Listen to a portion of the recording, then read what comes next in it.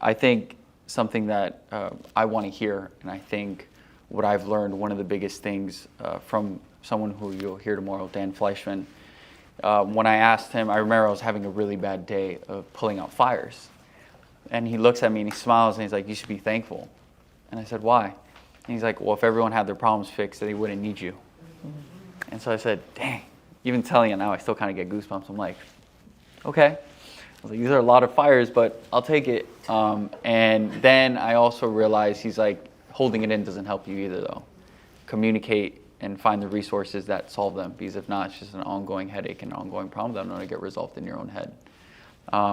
So whoever feels compelled to I would love to hear what are the struggles that you're having in your business. Let it be through content, let it be through marketing.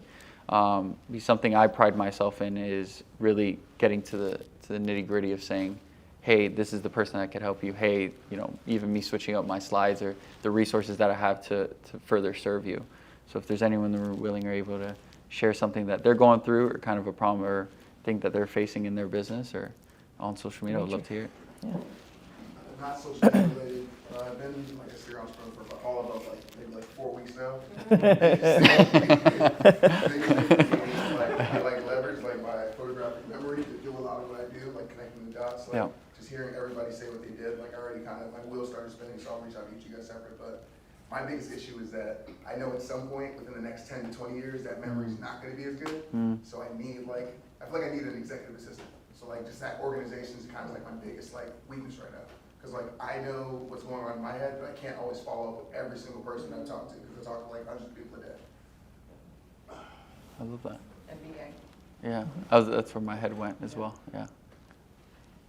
I would definitely say I have a love-hate relationship with social media.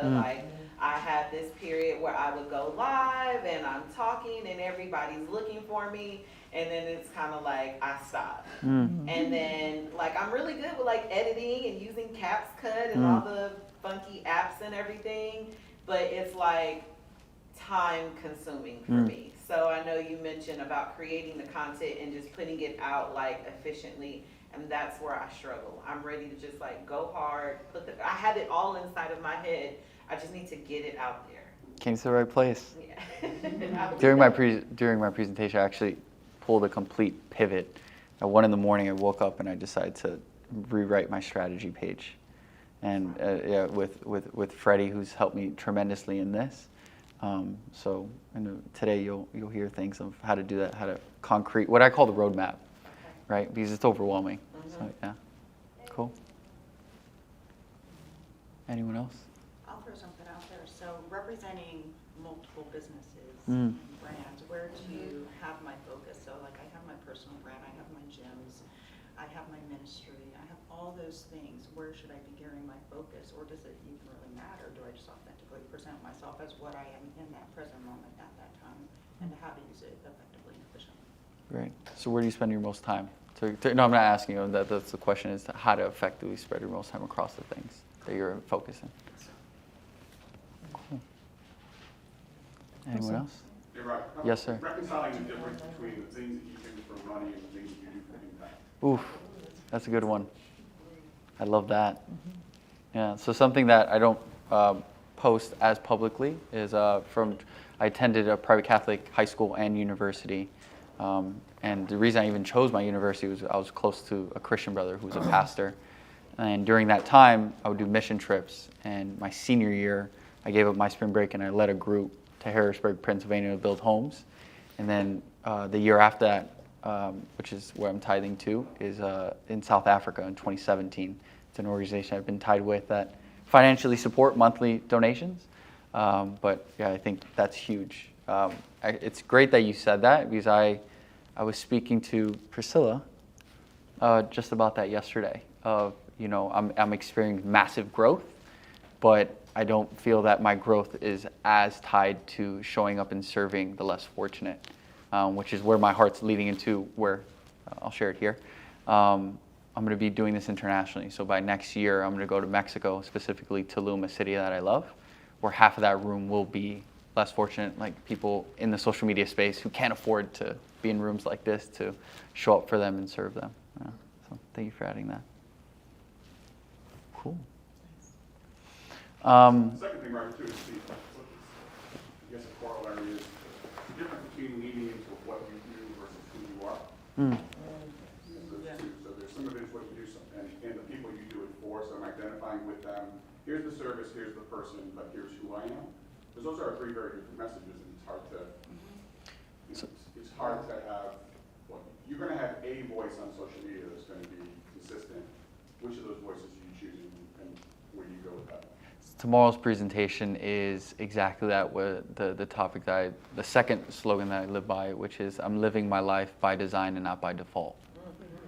And so during that time, what I should say, this Thursday will be 16 weeks of me, quote unquote, having clarity in my life, having vision for my life. I told myself that I'm no longer allowing life to happen to me. And I'm purposely doing life with the people that I'm showing up for. So kind of lingering off of that, of the identity of who we're supposed to be, who we are, and where we want to go. Yeah. I touch on all the things from mentally, spiritually, physically, showing up for myself and having that presence in mind. Yesterday, what she referenced with Priscilla, the karaoke, we went to something, we did a tipping dinner, something that Dan and his close friend Jimmy Rex started during the pandemic, where one of the biggest markets that were being hit were restaurants. And mom and pop's restaurants are also waitered by moms and dads. So that effectively affects families. And they started something known as a tipping dinner, where we would show up to family-owned restaurants.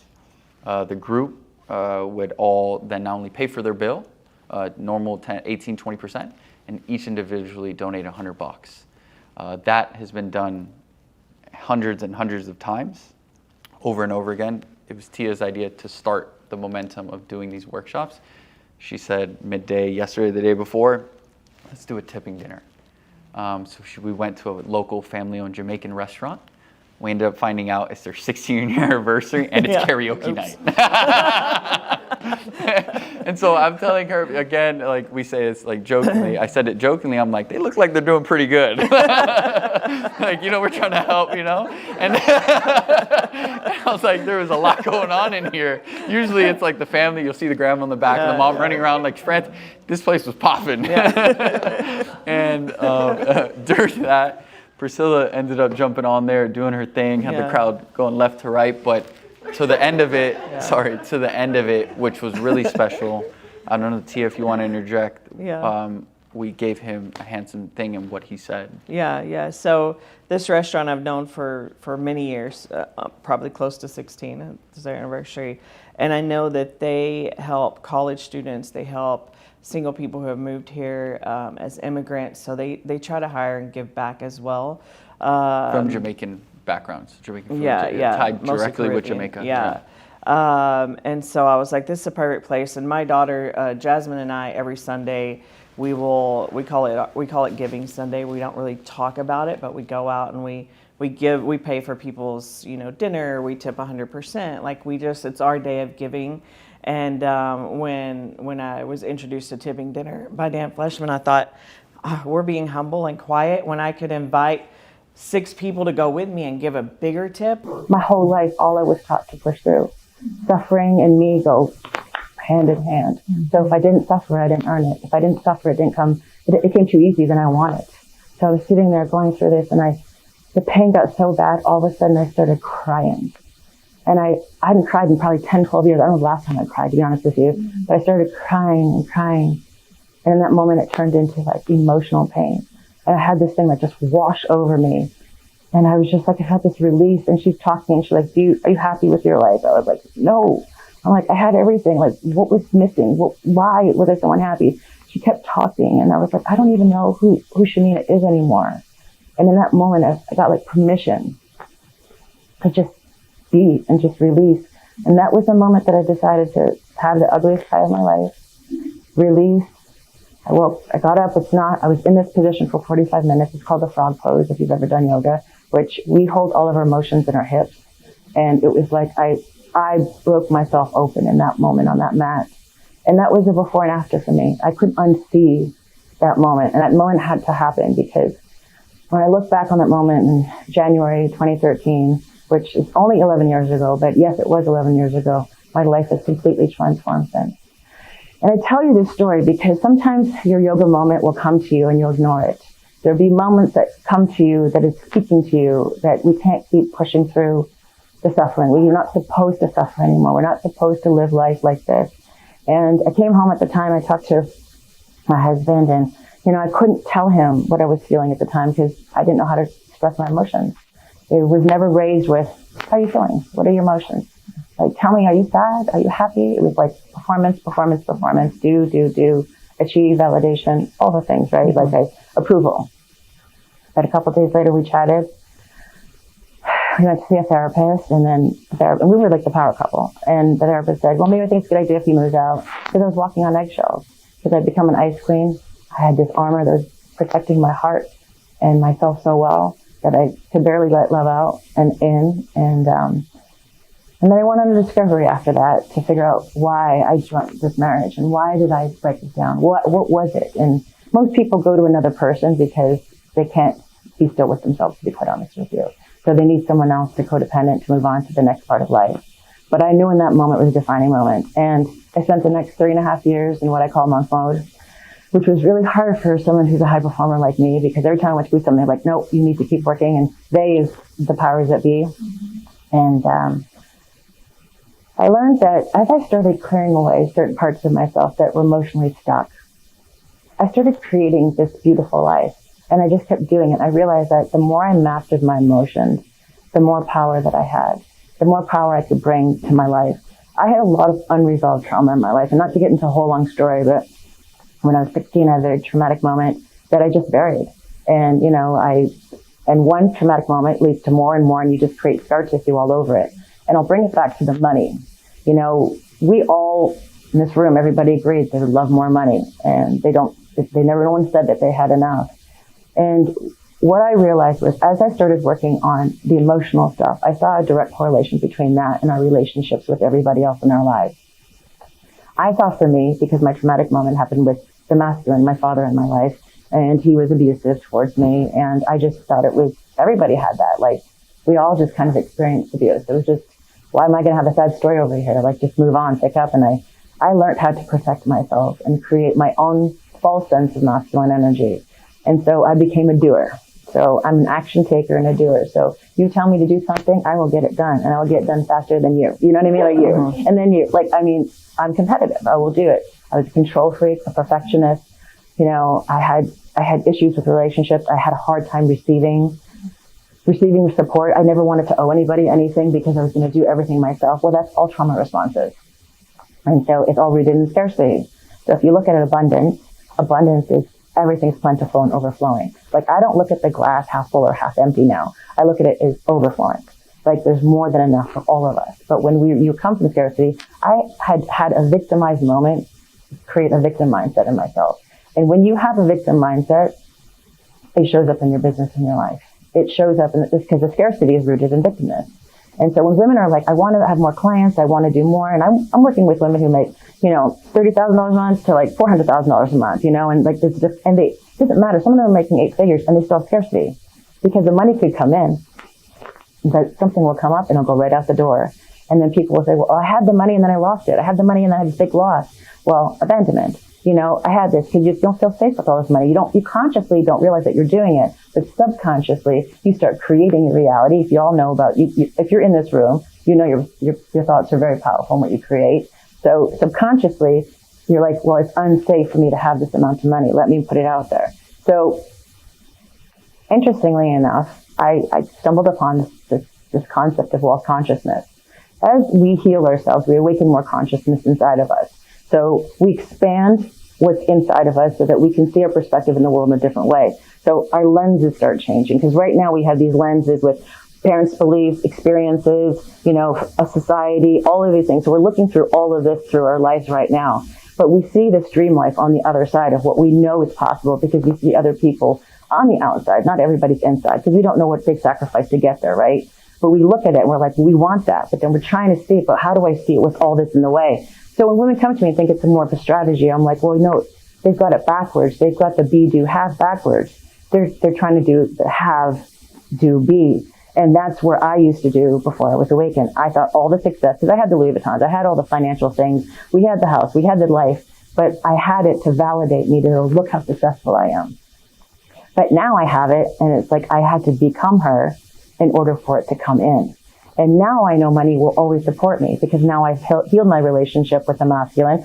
I feel safe and secure. And this is where most people's rooted issues come from money, because they don't feel safe at all. So men have a thing a little different. There's more women in this room, but men, you guys have your own little thing that's different. But for women, our number one thing is to feel safe. And when you have a dysregulated nervous system, when you spend money, it makes you scared. Like, it's anxious. It's like fear comes in. It's almost, sometimes I see when people make an investment, it's like you're worried it's not going to come back. I see a lot of heads nodding, because this has nothing to do with money. It has nothing to do with money. Because if I brought the paper out and showed it to you, you have no relationship with this paper. It's what this paper can do for you. So why I say it's masculine, the way we look at it, and the way we receive it, if you want more, is in the feminine. So if you allow yourself to get out of that wounded masculine state, which requires some deeper work, and allow yourself to receive in the feminine, this is where millions of dollars came into my life. I can tell you, I came into this online space leaving loss, which was a big deal. But something came to me and said, you need to go through this transformation. You need to come here. You need to come with this message. What I share, I don't hear anybody else talking about when it comes to money and wealth, because I understand the people that need to hear this message. You know what I mean? And when I understood it, I came in here and I realized that I have the capacity to have as much money as I possibly want. I don't have to justify it. I don't have to need it. I don't have to bargain for it. I don't have to negotiate for it. I just get to have it. So I had a goal. I had 2 lives basically for the next 5 years. I was flying out of New York as a flight attendant. And then on my time off, I would go down to Miami and spend my time and money paying for more flying lessons until I got my commercial and was able to fly charters. And then I got my instructor's license and was able to instruct. And I thought that was as good as it got. Well, it was as good as it got. I was having a wonderful time, and I was very happy with it until I found out that American and Frontier had hired their first 2 women. Bonnie at American and Emily at Frontier had been hired in 1976. So I now had a new goal, I guess. I was talking, hey, did you hear this? You know, they're hiring women. And it's a publicity stunt. They're not going to really let them at the controls. It's just, so don't get your hopes up, but sure. So I stopped listening to them. But there was one thing that was legit. Then they were requiring 1,000 hours of jet time. And 99% of the guys were coming out of the military, and that's where they got their jet time. So I couldn't afford getting jet time. I couldn't imagine how to do that. I did try to apply to the military, the National Guard or the reserves, but they weren't allowing women in combat, and they weren't allowing women. There's one guy did say, though, my girlfriend's been telling me about this organization called NOW. I think it stands for National Organization of Women, that if you're not being allowed to do something that you think you should, you can sue, and they will help you with the legal fees. So that night I'm talking to my parents, and I said, hey, I think I've figured out a way I can get this jet time in the National Guard, but I guess I'll have to, and this organization called NOW will help me sue. And my very conservative Republican farmer father says, and just who do you think you're going to sue? I said, I guess the U.S. government. Yeah, over my dead body is my daughter suing the U.S. government. I think you'll find another way. And he was right. Just soon after that, I was walking through the airport in St. Louis, and it's the closest airport to where I grew up. And I was going to go visit my sister she was going to SIU in Carbondale. And there was a kiosk that said Air Illinois. So I said, hey, you're going down to Carbondale? I was in my uniform. They usually gave rides. Can I ride along? Yeah, but we can't let you go free. Our owner doesn't allow that. So, and then he goes, yeah, the only way we can give anybody a free ride is if they're coming in for an interview. Well, then I'll interview. He goes, no, sorry. We got enough flight attendants. And then the first officer says, yeah, we're just always short on pilots. I said, well, then I'll interview as a pilot. flight attendants can't interview as pilots, lady. I said, no, I've got 700 hours now, flying, instructing. And I said, man, that's more than we had. He picks up my bags, takes me out to this Twin Otter, sits me in the front, puts headsets on me, and they want to know about TWA hiring. And then they explain to me that this turboprop is considered a jet engine. So they're getting jet time. Okay.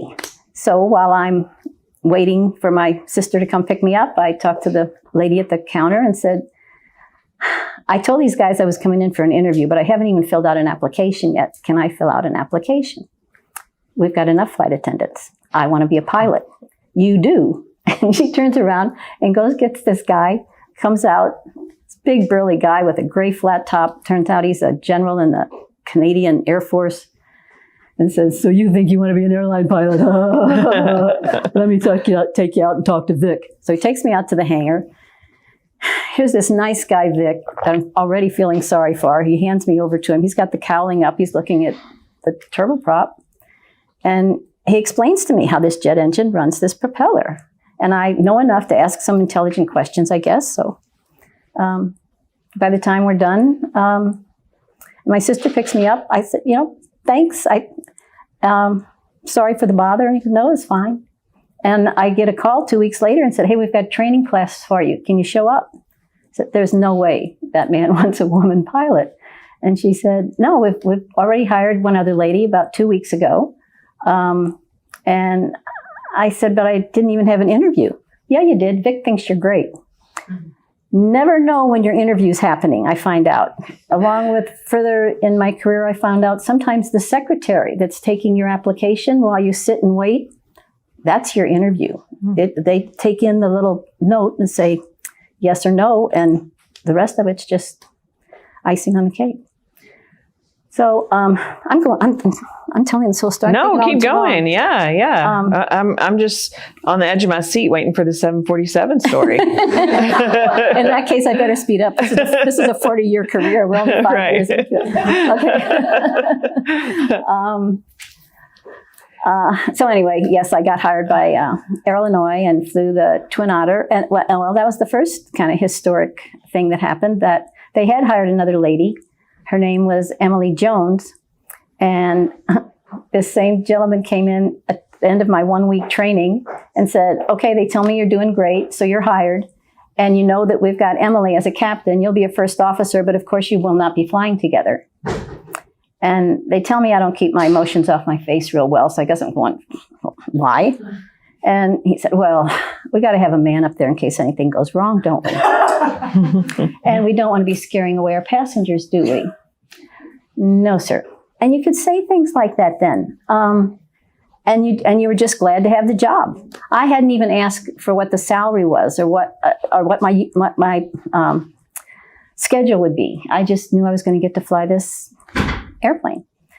And then one dark and stormy afternoon, December 30th, 1977, only Emily and I could get to, they only had three airplanes and 22 pilots. I mean, trying to keep us apart was probably a hassle. So finally, we're the only two that can go fly. And we were able to handle everything without a man being up there. I know.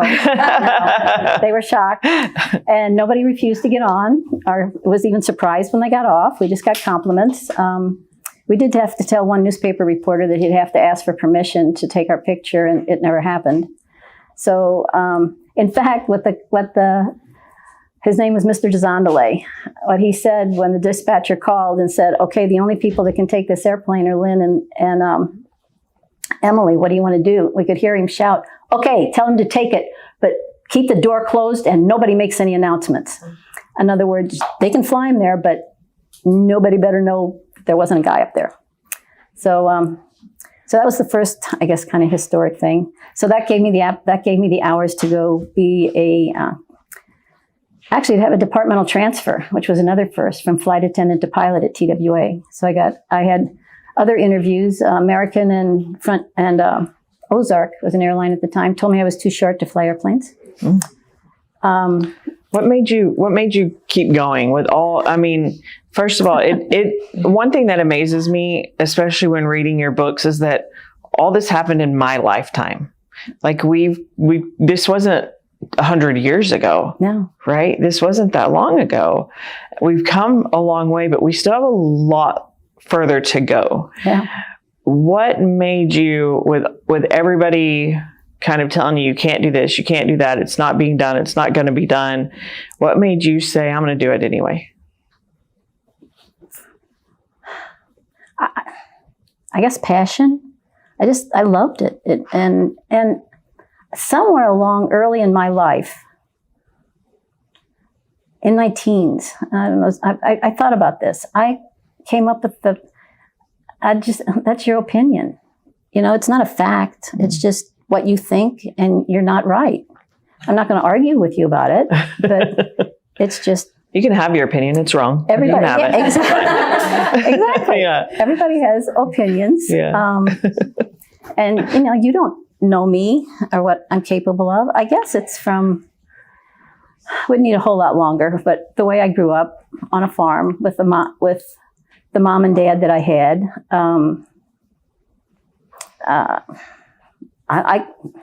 don't know. I think I've listened. They both had different opinions and got along great. And sometimes mine was different than theirs. I left my church at 14 because I figured they had a different opinion than I did. And I wasn't going to argue with them about it, but I was much closer to God riding my horse out to the river than I was in that. Sorry, I didn't want to get religious or political here, but. We've been religious all day. Oh, have we? Yeah. Okay. It's Texas now.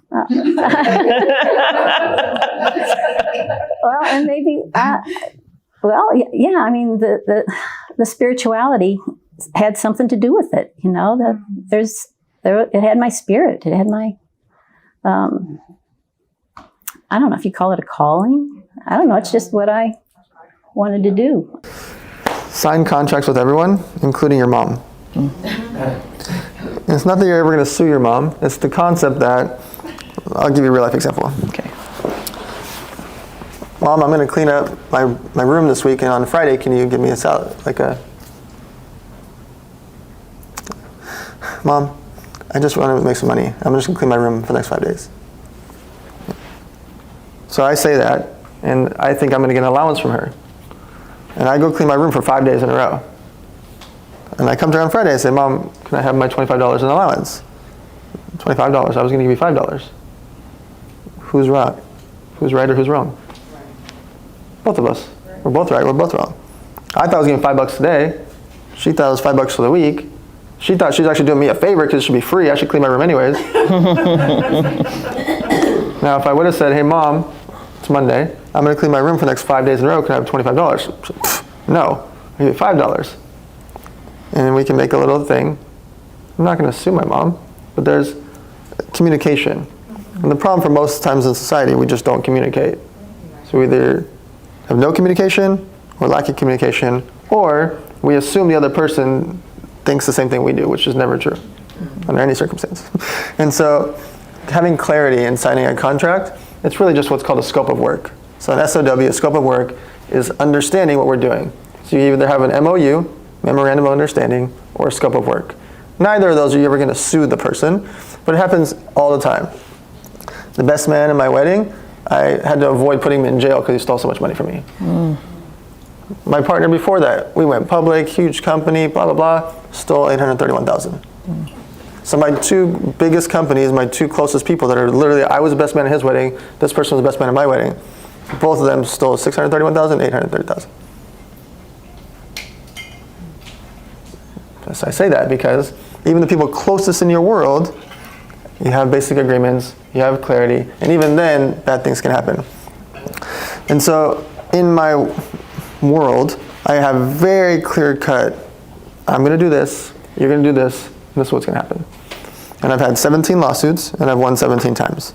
And I'll win every lawsuit for the rest of my life because of some very basic things.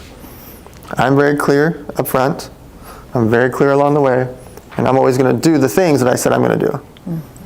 Things can happen, I can mess up, problems can happen, etc., but nothing that was ever intentional. If you make very clear-cut decisions with everyone in your life, significant others, children's, parents, friends, employees, vendors, clients, everyone, I'm going to do this, and this is what's going to happen, and this is what I want you to do. Most of the time we just say, hey mom, I'm gonna do this thing by Friday. Hey vendor, can you make my shirts by Friday? Hey person, can you do this by Friday? And we don't say exactly the details, and then we get upset with them on Friday. How are they supposed to know? They're not a mind reader. And so everything in my life is like, I'm gonna do this, and we call it over-communicating in my company. We call it over-communicate. And a lot of times Shannon will text me in advance, and she'll say the word over-communicating. Like, hey, you're gonna be here at 8 a.m. You're gonna be at, this is the address, this is the hotel, this is your flight. Over-communicating. I already have my flight, I already have the address, I already have the hotel. We're over-communicating on every step of the way. If you implement these basic things in your life, communication, it's kind of everything I just talked about is always about communication. I'm gonna do this, this is what I want, this is where I wanna be. And it will remove so much friction in your life, so much drama, so much gossip, so much, I think she wants this, or I think he told me this. I don't do I thinks. I know. I know the address of this place. I know what time I'm supposed to be here. I know what the schedule is. I know where my hotel is. I know what time I'm doing a meeting after, like I know. And by doing that, it makes my life a lot smoother, where I can be calm in the chaos. Even when things change or problems happen, I have extreme clarity every step of the way. We all have a story, but you have to decide when you wake up in the morning, do you want your story to matter more than others? And it's not about being above others or putting others down, but it means, have I gone through something enough, important enough that I feel I have a unique way of healing, talking about, feeling through, expressing? And if I do, why aren't I putting it out there? Because I'm of this mindset, and this is where some people won't agree, and that's okay, because most have an issue with what I say. But it's really simple, right? If you've gone through hell, and I mean actual hell, not like my Starbucks was cold today, and like traffic. Like I'm talking about living hell where every day you wake up, and when you take a breath, you cannot fathom taking another. So when you go to that, and you've walked through it, whether that's because you've had somebody reach down and grab your hand, or whether you got through it all on your own, you have to remember that when you're in the dark and you don't see the light, it's because you need to look down, because you just might be that light. Which means also, though, that you now have an obligation once you get to the other side of that light to turn around as bright as you possibly can and walk all the way backwards and start pulling as many people as possible. Because I'm consciously aware every waking minute of my life, and you can tell that by how I speak to people, who I connect. You could ask me, can you get me to so-and-so? You're damn right I can. Why? Because other people did it for me. And who am I to gatekeep anybody's ideas or anybody's podcast or anything? They did it for me. It is my obligation as a human being to turn around and do that. Now, not everybody's good with that. Not everybody can do that, and I get that. You can't take on all the world's problems. That's also one of my faults. I actually am delusional enough to think that I can break shit and rebuild it so big that not a single person will ever stop me. Like, I'm genuinely that delusional. But it's only delusional until it works. And you have to be that crazy to make real things happen. And that's the difference. So I don't have some magic. I'm gonna guarantee you this and that, and we're gonna have this many clicks and views. You can look on my social media. I live in Canada. Fun fact, I'm banned. I'm not like cute shadow banned. I'm like under CRTC Bill C-11 censorship banned. Government call, you be like, what up girl? Banned.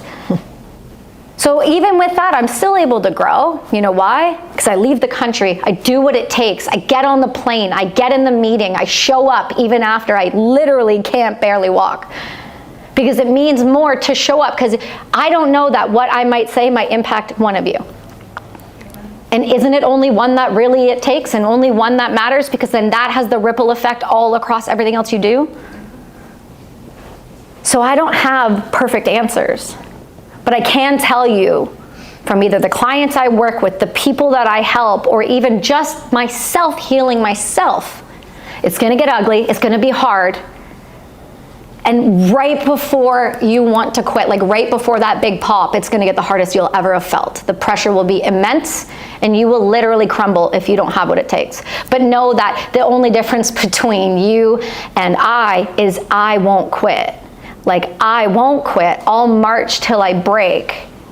I do it in everything I do, and everyone I communicate with, and every sport, family, racing, like competition, like board game. I will beat you into the ground, including my 7-year-old. But you know what? He now has gotten so smart that he outsmarts me because I challenge him, because that's where the growth lies. Stop resting on the story. Stop resting on the laurels. Get uncomfortable. Start talking to the camera. If that's the thing that scares you the most, talk to the camera. Every day. I don't care how uncomfortable you are, because other people are going to see that and go, oh, they're uncomfortable. I can be uncomfortable for a second. Like, that's fine. So I don't have the answers, but I can show you how to do it. And the way that you do it is leaning in and looking in the mirror and actually facing what it is you're so afraid of. None of us can do it for you. I can't hold your hand. You're going to have to do it yourself. But that means that you're going to have to love yourself and believe in yourself enough to do that.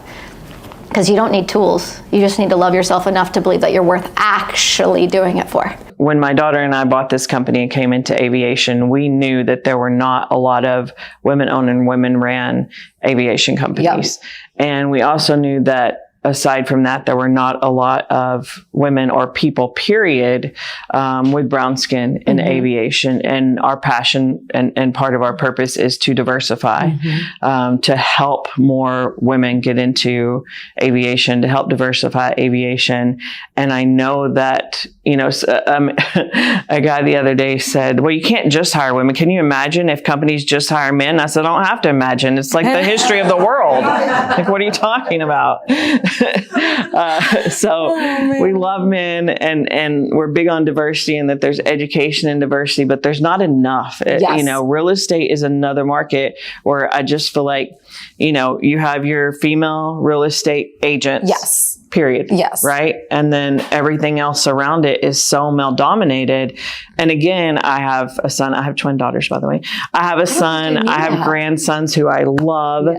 I'm not saying that there's not a place for men. I'm saying that when you get men and women together, when you get people of different cultures together, the way we can grow and how fast we can grow and the places we grow are completely different than if we just stick with one thing. And so I'm super excited about that, and that you're doing that, you're helping diversify. Yeah, 100%. Look, I think people, when they hear me say, I care about diversity and inclusivity, they hear me say, we don't want any men. That's not true. I'm the daughter of a great man. I am married to a great man. I appreciate great men, but what great men do is support women, and they support diversity in the C-suite and above, right? Because when you ask a company, oh, let me see your diversity, they go, oh, here, we have this admin that is a woman, and we have this other admin that's a woman. Oh, and this lower entry level position is also another woman. And you're like, okay, let me see your decision makers. And then it'll be like, old white man from Harvard, old white man from Princeton, old white man from Cornell. And that's great. And there's nothing wrong with having those voices represented. To have diversity, we need those voices. But women are smart too. We do more with less money as investors.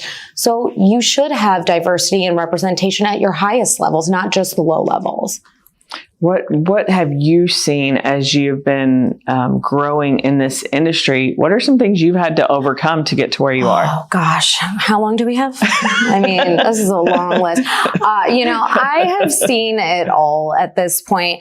I've had an asset here in Dallas, maybe like 6 or 7 years ago. I was buying, and we were already under contract. And at that time, it felt like a really big asset because it was one of the larger ones we had done. We bought it for $38 million or something like that. I can't remember the exact number. It was around $38 million. So I walk in, and I hadn't they sent the junior broker, so I hadn't met him before. And I said, hi, you know, I'm Veena Jetti. I'm from the buy side. I'm one of the partners on this deal. And he goes, oh, it's so nice to meet you. When's your husband coming? And I was like, so my last name's Jetti, and I like to call myself, my alter ego, Petty Jetti. You're about to find out why. So I'm like, okay, what would Petty Jetti say, right? And so I'm like, I was like, well, it'd be super weird if he showed up because I didn't tell him I was coming. Did you call him? And he goes, no. And then, you know, Petty Jetti was like, you haven't doubled down enough yet, Veena. Let's keep going. And so then I was like, when's your wife getting here? Oh. And he goes, my wife's not coming. That's weird. Why would she come? And I was like, yeah, I thought it was weird when you asked when my husband was getting here too. It's like almost unfathomable that a woman and a woman of color could be buying this building. Again, because there's just not enough representation or diversity.